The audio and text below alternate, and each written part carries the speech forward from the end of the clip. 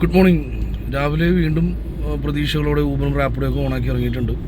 അപ്പോൾ ഇന്ന് പൊതുവേ ട്രിപ്പുകൾ കിട്ടേണ്ട ദിവസമാണ്, വെള്ളിയാഴ്ചയാണ്. അപ്പോൾ നമുക്ക് ഏതെങ്കിലും ഹിന്ദിക്കാരെ പിടിക്കാൻ പറ്റുമെന്ന് നോക്കാം. ഹിന്ദിക്കാരുടെ ഒരു ദിവസമാണ് ഇന്നും നാളെയും മറ്റന്നാളും, നോർത്ത് ഇന്ത്യൻസിൻ്റെ.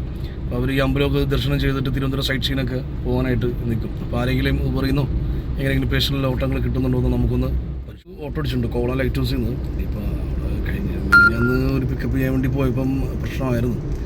എന്നാലും ഒന്ന് പോയി നോക്കാം. ഞാൻ മെയിൻ റോഡിലേക്ക് വരാൻ പറഞ്ഞിട്ടുണ്ട്. എന്നാലും ഒന്ന് പോയി നോക്കാം. ട്രിപ്പ് എടുക്കാൻ പറ്റുമെങ്കിൽ എടുക്കും, ഇല്ലെങ്കിൽ അവിടെ നിന്ന് കാലി അടിച്ച് പിന്നെ വീണ്ടും എവിടെയെങ്കിലും കറങ്ങി നിൽക്കേണ്ടി വരും. അപ്പോൾ ഈ സാറാണ് ഇന്നത്തെ എൻ്റെ കസ്റ്റമർ. അപ്പോൾ പുള്ളി ഞാൻ പറയുന്നതിനനുസരിച്ച് ലൈറ്റ് ഹൗസിൽ നിന്ന് നടന്ന് മെയിൻ റോഡിലേക്ക് വന്നു. കാരണം ലൈറ്റ് ഹൗസിൻ്റെ റോഡിലേക്ക് കയറി പിക്കപ്പ് ചെയ്താൽ അവിടെ ഒരു പ്രശ്നമായതുകൊണ്ട് മാത്രമാണ് റോഡിലേക്ക് വരാൻ പറഞ്ഞത്. കാരണം നമുക്ക് അവിടെ പോയിട്ട് ബഹളോ വഴക്കോ അടിയോ ഉണ്ടാക്കാൻ വയ്യ. അപ്പോൾ ഞാൻ എൻ്റെ കസ്റ്റമറിനെ ഇപ്പോൾ അമ്പലത്തിൽ ഡ്രോപ്പ് ചെയ്തു. പത്മനാഭ സ്വാമി ടെമ്പിളിൽ ഡ്രോപ്പ് ചെയ്തു. ഞാൻ അമ്പലത്തിൻ്റെ ചുറ്റും ഇങ്ങനെ കറങ്ങി കൊടുക്കണം. അടുത്ത ട്രിപ്പിന് വേണ്ടി വെയിറ്റ് ചെയ്യുകയാണ്.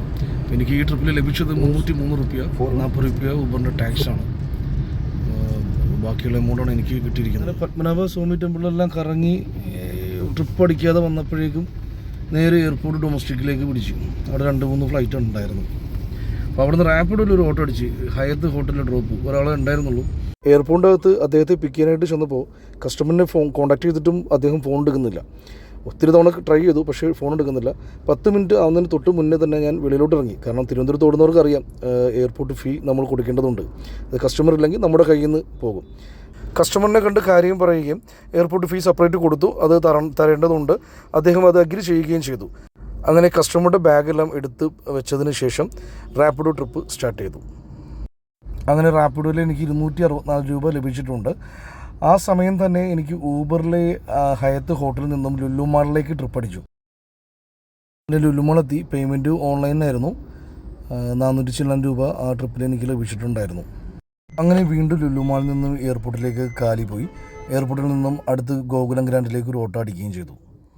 ഈ ഓട്ടത്തിന് ലഭിച്ച തുക 431 രൂപയാണ്. അത് എയർപോർട്ട് ടോളും ഇൻക്ലൂഡ് ആയിട്ടുള്ള ഫെയറാണ് നമുക്ക് ലഭിക്കുന്നത്. സമയം വൈകുന്നേരം 4:50 നേരത്തെ ആ ഗോകുലം ഗ്രാൻഡിൽ ഡ്രോപ്പ് ചെയ്ത് പിന്നെ ഇവിടെ ഇവിടെയൊക്കെ കറങ്ങി തിരിഞ്ഞ് നിന്ന് ഓരോ സ്ഥലത്ത് അരമണിക്കൂർ വെച്ച് നിന്ന് ട്രിപ്പൊന്നും അടിക്കാതെ വന്നപ്പം നേരെ തിരിച്ച് വീണ്ടും ട്രിവാൻഡ്രത്തേക്ക് വന്ന് അങ്ങനെ ഫുഡൊക്കെ കഴിച്ച് ഒരു ഉറക്കമൊക്കെ ഇറങ്ങി ട്രിവാൻഡ്രത്ത് വെയിറ്റ്